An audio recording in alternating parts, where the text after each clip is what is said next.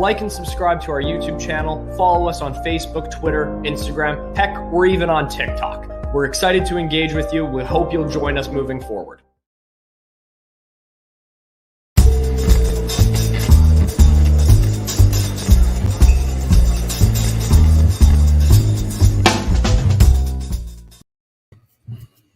Good morning. Welcome to the Market Mindset. How are you doing, Austin? Doing great, Andrew. How about yourself? All is well. I want to jump into something right away that we missed last month, and it's definitely interesting, and it plays into this whole COP26 thing, and we'll talk about that a little bit too. But it's the world's largest carbon capture plant just opened in Iceland, and that's a month ago, or just over a month ago. So that's go ahead. Sorry. No, go ahead. I just wanted to talk about it because it's in Iceland, and it's called the Orca, and it's done by Climeworks, and it'll capture 4,000 metric tons of carbon dioxide per year, and it's kind of like the first kind of a plant to be a blueprint for what could happen in the future, and regardless of your one's take on carbon being the problem or the only problem, here's a good solution. And so it's an interesting procedure they have for capturing it within the like a kind of funneling it basically, and capturing it and storing it underground where it can be sequestered. And it's a clever approach, and interesting approach. But of course, like all things, it has a lot of big critics. Because like all good things, there's good and bad. And of course, people on the downside are saying you need like literally hundreds and hundreds and hundreds of these around the world if you wanted to meet any of the standards that the UN has put out, and the Paris Accord that they've decided they want. That's fine. And we'll get to that. The scientists over in those bodies. But I celebrated that. Hey, listen, once again, someone said, well, we found a solution and it's great. It works. Yes, it costs energy to use, but you're not going to find any solution other than putting more trees up, which is also great and people should be doing as well. But this is another thing to help to where business can operate and clean the air to some degree, even if it did take a ton of them. It's a great first step towards cleaning, the air to some degree, or capturing some of that carbon. And of course, the biggest pushback too is that people say, well, if there is solutions like this, then people will feel like we don't have to step the pedal off of fossil fuel use. So it's an interesting debate. And then but people bring up that question right away, then that's an interesting tell. Because if your problem really is carbon, and you have a solution to sequester the carbon and remove it from the air, and that could be a solution, then why do you have to stop using the other one? Like, okay, if this works, you don't need to. And I'm just playing devil's advocate, but it's this religious fervor to saying, no, everyone has to stop using fossil fuels today. End of story. We'll never use them again, which is crazy. It's not possible. It's not, that's not even remotely possible. But to say that your biggest complaint is that this might work and that might be negative because it might lead people to think that we could still use some, kind of gives you an idea of the mindset of some of these people involved. No, it does for sure. And it's a very cool process how this system works. It's essentially a collection of filters and fans and heaters that draw carbon out of the air and then push it underground into these caverns where it solidifies back into like a solid carbon state, which I don't know if anyone's actually seen what solid carbon looks like before, but it's it's similar to like what carbon fiber for any sort of, like, it's a type of metal. You can use it for bicycles, for different types of even like metal stands a type and of stuff carbon. Like that. Graphite's exactly. a type of carbon. Graphene eventually is a type of carbon. Diamonds are a type of carbon. We are a type of carbon, but that's another story. Yeah, exactly. But it's a cool process. It's a neat way of doing things. But it's like you're saying, here's a potential solution that we could make work.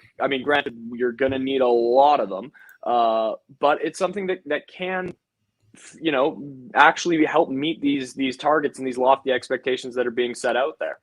Yeah, no, it's a good step, and I always like ingenuity to help, and it all helps. I mean, I like it to someone who says, like we could start dredging part of the ocean to remove all these plastics and terrible stuff in it, and someone's saying, oh well, if we start doing that, we shouldn't, because people might think we can still use plastic. It's like, that's a strange argument, but okay. Yeah. But what you see is, like all things today, especially, and when you see all these topics that we talk about, whether it has to do with the pandemic or climate change and all of these things, they're all tied together. They all are part and parcel of the package from BlackRock, Vanguard, World Economic Forum. It all comes together, and they talk about it openly. And they have for decades, or about a decade, openly.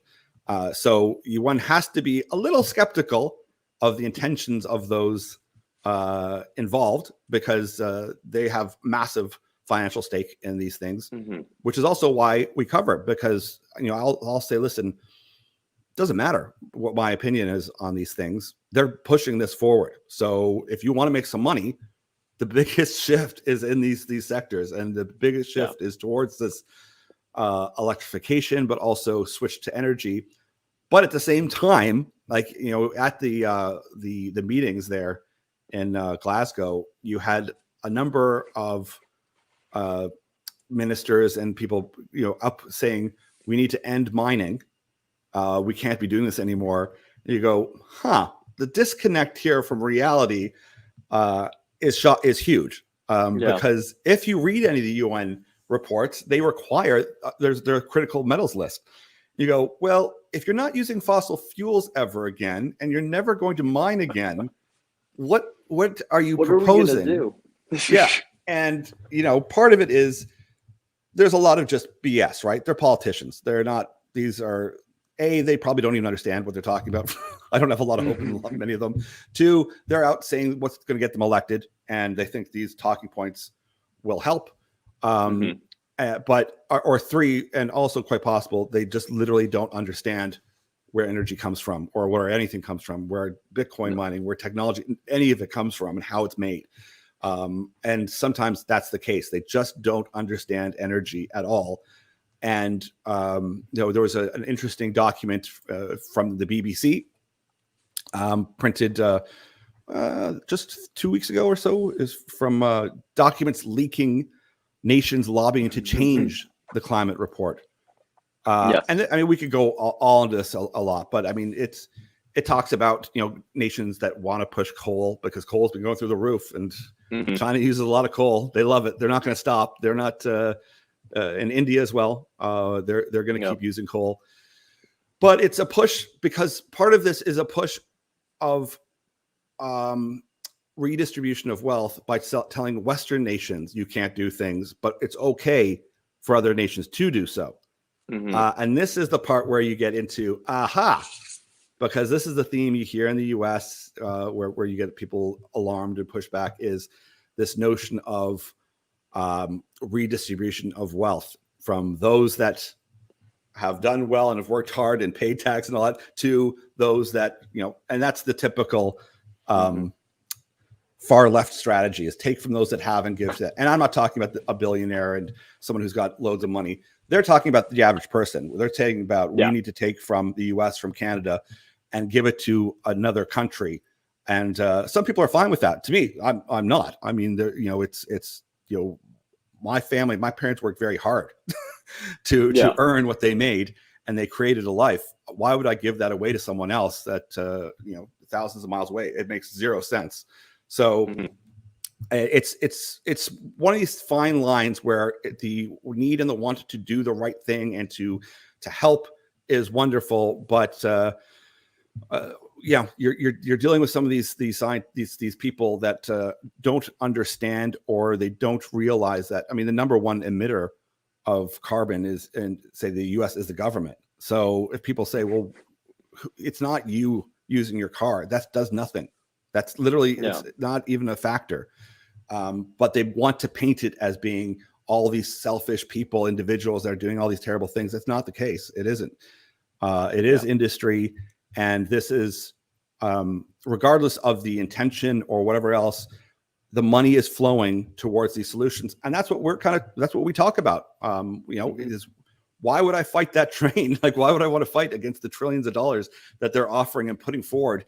And with the hopes that maybe they'll find some technology that works. The only problem though right now is that they're committing to do it right now without any solutions, which is a little bit strange, and they're causing all of the problems that they have today.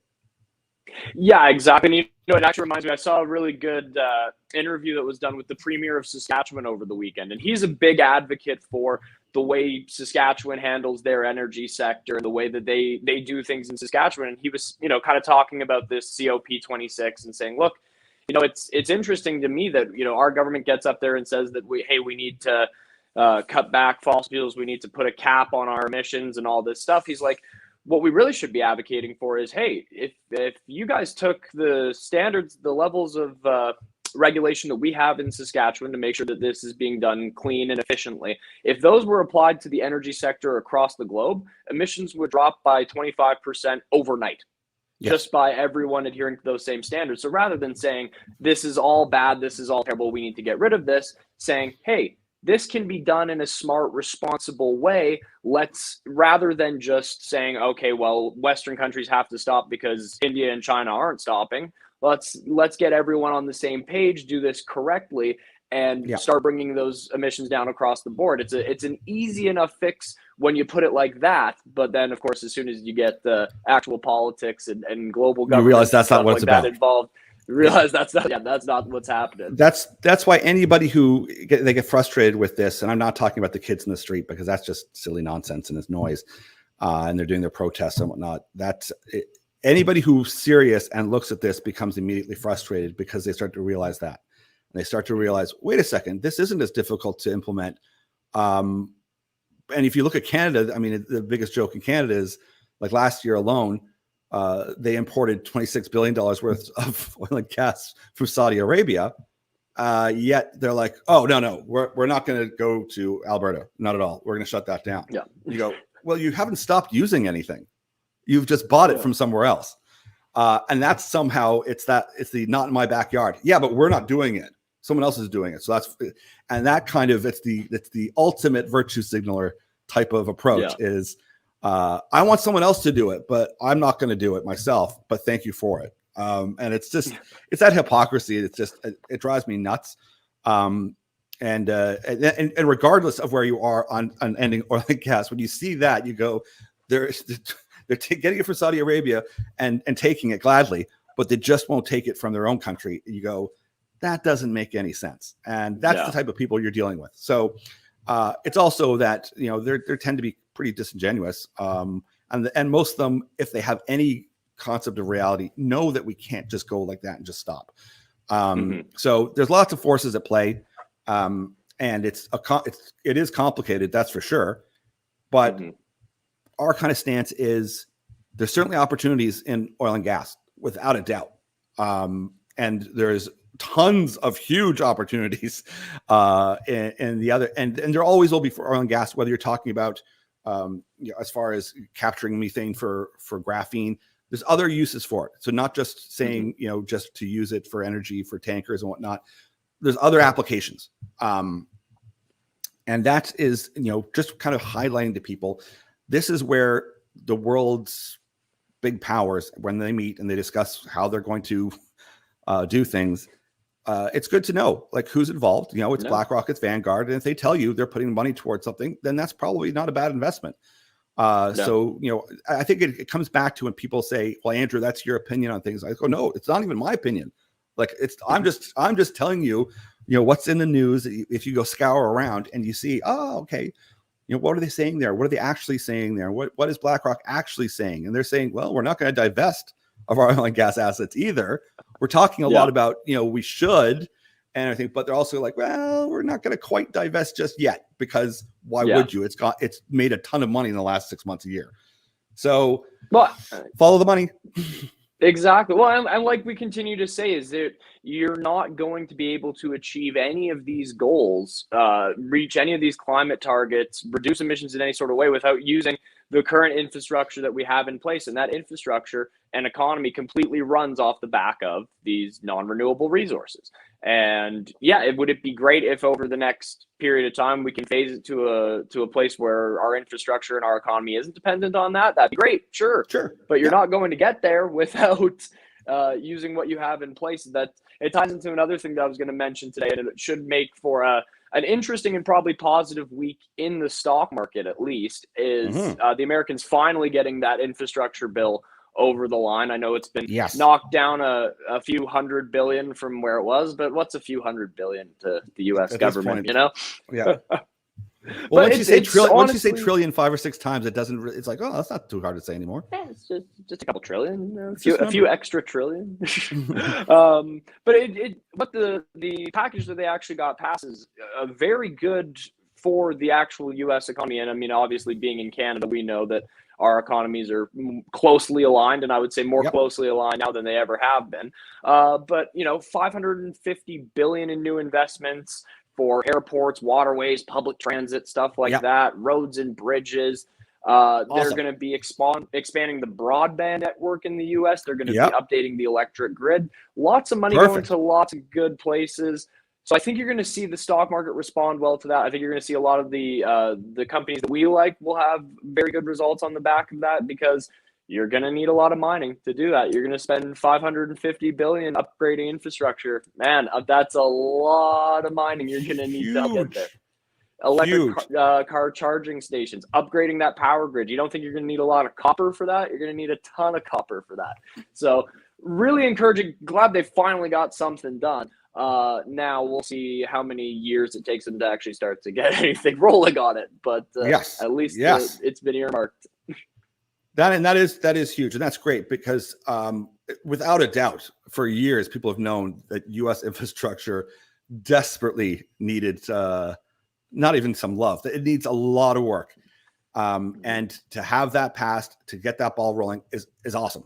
And we talked about it last week. You know, there's always politics involved in this stuff, but to get it done. And even the slogan, "Build Back Better," I think that's great. Why not? Like, I mean, it's, you know, I know people that on the political rift, they hate it and they get not. It's like, but it's the same with "Make America Great Again." Why not? These are great things.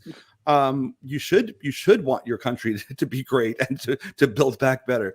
And finally, to get that across the board, all these upgrades, because there's so much cool stuff that you can do. Like we talked about a little bit about putting graphene into cement and how that can help, and certainly the creation of cement and the energy it takes to make cement, and also just the cement itself is an emitter of carbon as well. So there's so much that's going to happen now that we can push forward. Never mind the amount of work that will be required in order to meet all this infrastructure. It's really good news. It's good. It's very, very positive. So, and it's certainly the companies we like we love a lot of that infrastructure stuff. We love the mining, and we love this new tech and the driving the tech to start to apply a lot of these things into buildings, into our interconnected world. So it's a big plus. It's a big plus, and I think you've seen kind of even already today the stock market kind of responding in a positive way to that. I know that the U.S. had a really good jobs report as well. Arguably the best one that the Biden administration's had so far. Things trending in the right direction on that front. We won't quite get into the Fed's conversation about starting to taper by the end of the month, because that scares some people. But this is at least very positive news on the economy front for the U.S., which always it means huge amounts of opportunity and success for the stock market as well. Well, and to them to taper a little bit, okay. I mean, the market will overreact, I'm sure. So everyone, has to be very mindful of how volatile the markets are. But they just passed $1 trillion. So that's going into the market, like not into the stock market necessarily, but it kind of is, because it's going into construction. It's going into all these things. Contracts are going to be given out, and they're going to start building things. So this is what you need, especially after this whole COVID event, is let's get back and start working and start building up, and people feel proud of not only what they're building and how they're building towards a better tomorrow. It has the potential of being very positive, and hopefully people will remove the politics out of this and look to all the good that could come out of this. And that doesn't mean ignore the negative stuff. I'm not saying that. I'm just saying this here is good for you to get infrastructure going is very positive. And hopefully we'll see something like that in Canada as well. Yeah, which would be awesome. It would be great to see kind of the same kind of idea being put forward to earmark a lot of money to upgrade our infrastructure. And exactly like I was saying before, understand that in order to kind of make this shift, you're going to need the current infrastructure that you have in place, and you're going to need to invest in that to get you where you want to go. Yeah, perfect. Well, thank you, Austin. That's great. We'll great to get back to work and start this week off. It's going to be an interesting one. It sure is. We'll look forward to keeping you guys updated. Have a good one, guys. Cheers.